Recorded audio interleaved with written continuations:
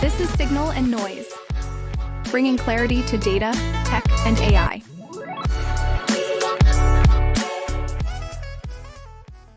We're here on day 3 of Possible at the Fontainebleau in a suite with a nice view of Miami. Beautiful view. It's a little bit cooler today, which I'm kind of liking. I can wear this and not overheat. I'm grateful. Wearing the long sleeve today. Ian Maier, thank you. Did I pronounce that right, Maier? Ian Maier from Hightouch. You're the GM of Tech at a company which I'm really fascinated by. Obviously, I've spent a lot of my time in career in the data management space. And so I'm excited to just deep dive a little bit with you as to a few of the themes running through data at the moment, where it's come from, where it's going. First up, I just want to tell me about a little bit about yourself, your journey, and then we'll get into the Hightouch business as well. Yeah, myself. It's been an interesting journey from probably some of my first jobs were really as a practitioner, Right. running a combination of life cycle and advertising programs for e-commerce companies. So, to date myself a little bit, I'm probably the generation who, when I started advertising, really it was all about Meta and Google and first-party data. And so I kind of actually started in that world first.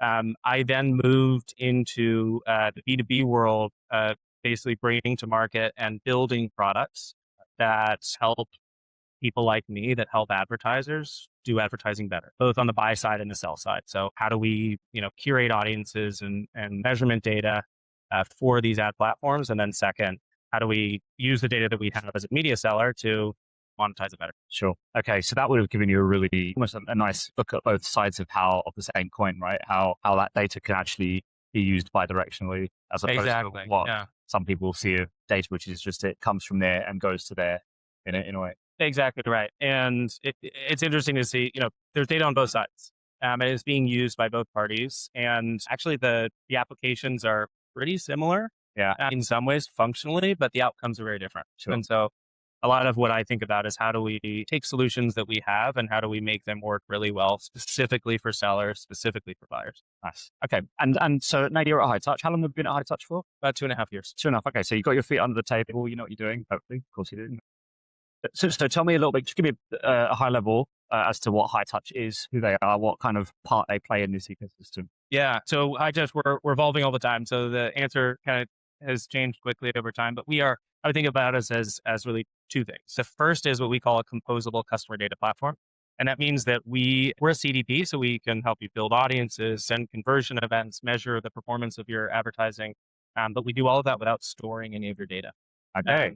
The observation there is all the enterprises that we work with, what we realized is they already have a source of truth, their first party data that exists in a cloud data warehouse. Sure. Like Snowflake, Databricks, BigQuery, AWS. And that data, one, already lives there. It's well governed, it's clean. And the real problem is just accessing that data.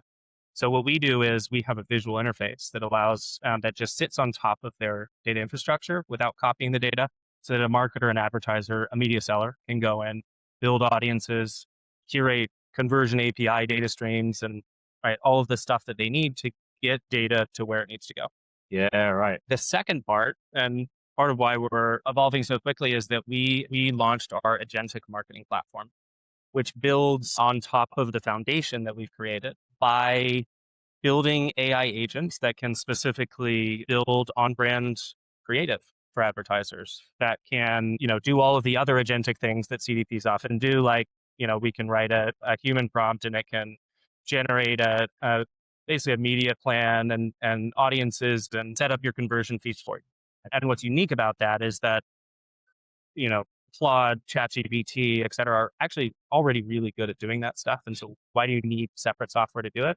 The answer is basically that they don't have the context that you need to do it well. Context generated from the data that your platform sits over. Exactly right. So the context that's important there is context about the business, about the customer, about the performance of past campaigns. If you want to create really good creative, well, if you know what's performed well in the past, and an AI agent can make a hypothesis and say, well, it probably has to do with this specific type of messaging. Yeah, It might be this specific kind of vibe within the creative itself, Got it. and then create its own version. So asking the data in your own terms and being able to just get more seamless back and forth with it. Exactly. And did you mention creative as well? I did. Talk me through that. I didn't expect to hear that. Yeah. It's an interesting one because you'd think a data company is going to just focus on the data. Yeah, exactly. Yeah. Our observation is we're trying to solve the whole customer problem. And the customer problem as an advertiser is if I want to create really high performing advertising, I need really good data and really good creative. Sure. And we see those as the two fundamental sort of foundational pieces. And as these AI systems have just gotten really, really good at doing this stuff, we realize that if we want to solve the whole customer problem, then we need to solve the creative side too. And we think we have a really, really good reason why we can do it better than your standard LLM or another company in this case. Yeah, I mean, I just sort of, as you were sort of mentioning it, my mind was wondering as to all the different other ways you can combine data and creative. And if your thesis is that you're going to go to where the source of truth is, that's kind of immovable, right? You're not going to change where that data is, which is obviously why your platform does what it does. And that then makes sense as to bringing the creative that way, as opposed to, maybe there's porting the data over there into the creative platform. Exactly. So it does make sense. Yeah. The sort of tagline that I've been playing with for a while and that I think resonates with a lot of people is this: you need to bring your media to your data, not bring your data to your media. Yep. And the closer you can bring it to the data, the better media you can create. Sure. Yep. And that totally makes sense. If one thing is immovable and the other one is movable, I mean, Let's move to movable. So tell me about the idea that a customer data platform doesn't hold the customer data. Again, that's maybe obvious to some, but for me, it brings a little bit of a surprise, or maybe just an undispelled myth that I had in my mind. Is that a common thing for CDPs, or is this a high touch kind of strategy? Yeah, I would. If you asked me that like 2 years ago, I'd probably say it's mostly a high touch strategy, and it's a little bit less common. But really, over the past 2+ years, our strategy, I think, has been validated, because now if you look at any CDP, they are either trying to go composable or calling themselves composable in some way. The reason all of this came about was that our founders actually came from a CDP. And in that process, what they realized is that the whole promise of a CDP, of creating this customer 360 and now being able to create audiences, activate, to do identity resolution, all of these things, that company actually had a really hard time delivering on the promise and delivering on it quickly, because there's this core problem of your customer data is over here and you need to get the customer data into this other thing. Oh, yeah. And so now there's actually this, in a lot of cases, they would have 6 to 12-month implementation processes just to build all the data pipelines that someone needs to get it into this separate data store. So in that way, like, that's kind of the big problem and why this whole evolution started. I think the adoption of it has been really great and so rapid, in large part because at the same time, everyone was moving to this modern data stack, which means everyone was trying to centralize their data in the data warehouse for analytics and for, to make good business decisions. And well, hey, if that data's already there, it's already clean, we don't have to move the data. We don't have to spend 12 months trying to get it into another system. Yeah, right. Just so we can send audiences. Yep. And that, so unpacking the word composable, is that for you, right? It's just take the bit that you need and speed everything up. Yeah, it's often we'll talk about composable in two senses. One is compose on the warehouse. So you're composing the data platform on the warehouse. Yeah. Or you're composing, your agentic platform on the warehouse. The other is that you really only have to pick and use the parts that you need. Yeah. So, hey, we need to be able to curate audiences and send them somewhere. Great. We have a solution for that. If our main goal is to do identity resolution, to stitch data together better, we have an identity resolution solution.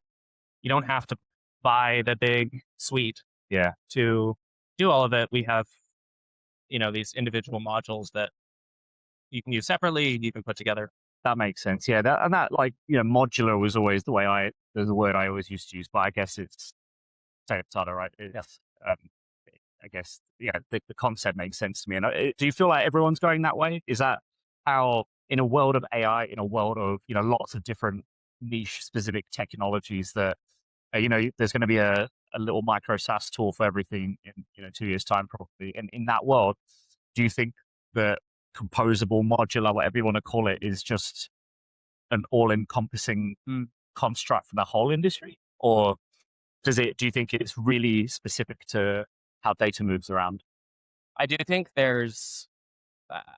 fundamentally the market and the way that infrastructure is structured and the way that software now interacts with each other kind of makes it so that that will be the case. I can't say that everyone is going to be doing that, because even just from a business perspective, if your goal is to grow the business as large and as quickly as you can, there are going to be large platforms whose best strategy is to try and lock you into all of the things that they do. Okay. So I think that'll continue to happen, but our hope is that that's not actually how it.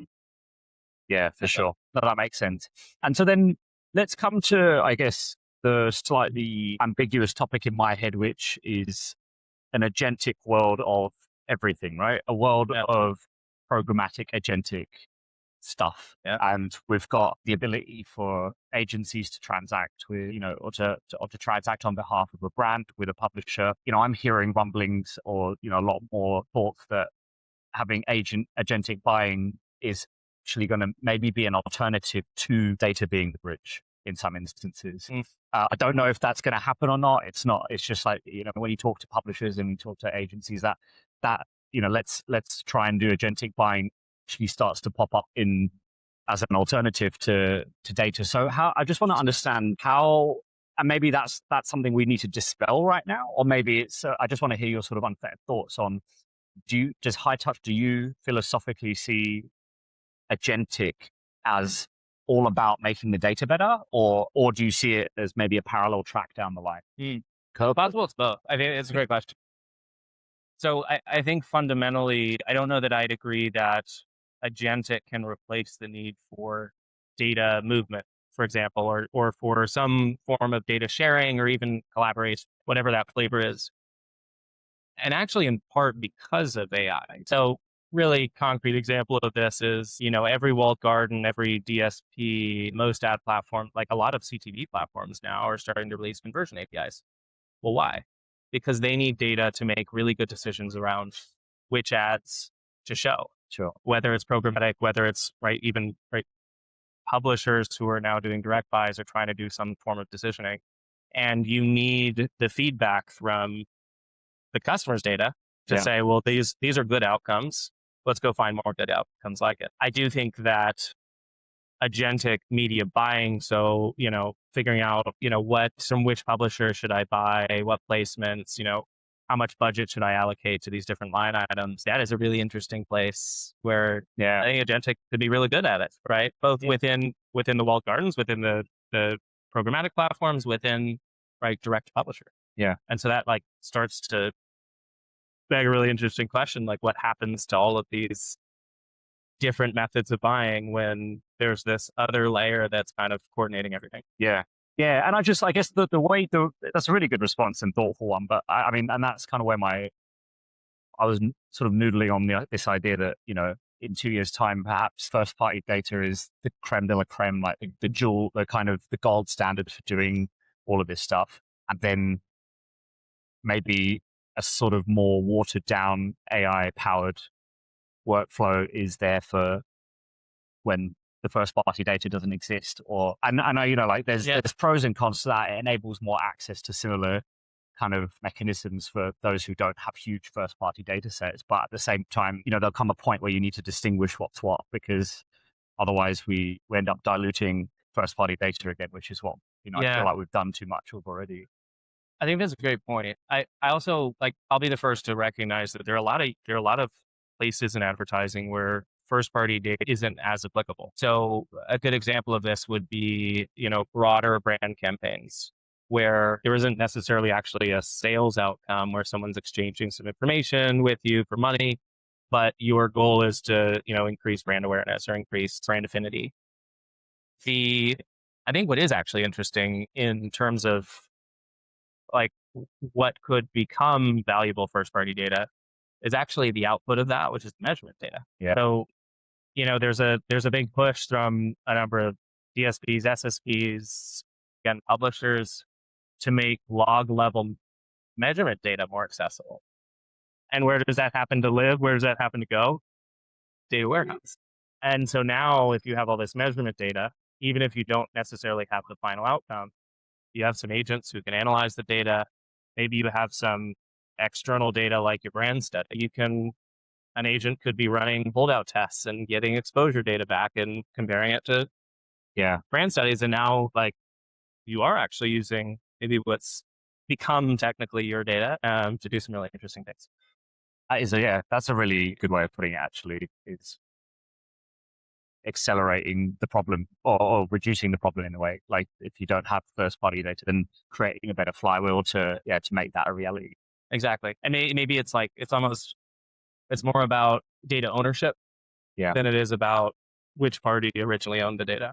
And how can you, create this ecosystem of data that you own and that you control so that you can make better decisions and drive better performance. And Hightouch, as recently, you guys have been in the news a little bit. Do you want to talk through that for a sec? Gosh, I mean, well, I guess today, good timing. Great timing. We just announced our Series D, raising $150 million at I believe it's a $2.75 billion valuation. Wow. Okay, these are huge numbers. They're huge numbers. We've been on a tear for a while. Yeah. We've more than doubled our revenue 2 years in a row. I think recently announced that we've hit 100 million ARR. And, to us, that's a testament to two things. One has been the acceptance and really the embrace of this composable mentality. Because, that's a lot of what has taken us to this place. And two has been, a lot of the early success and, the fact that these investors really bought into our vision around agents, right? We launched our agentic platform. We have, big and exciting enterprises using it actively today to drive better ad performance. And we think the combination of those two is why we're here and why we're raising the way that we are. Right. Well, congratulations. And look, I think that with that, you see certain companies get investment, you see certain companies doing well. But when I unpack the philosophy and mechanics of what you guys do, it does make a lot of sense in an AI forward world. And I can only imagine that you'll actually democratize that and make it available for more and more types of customers in the future as well. Yeah, we're really excited to do AI together, and with they own, I don't know. Yeah, we're not the first one to say data and AI. So no, but we'll using better tagline. But using it in combination correctly, I think is what you guys are definitely doing. So, mate, Ian, thank you so much for joining me on the pod today, and we'll see you next time. Thank you. It's been a pleasure. Thank you.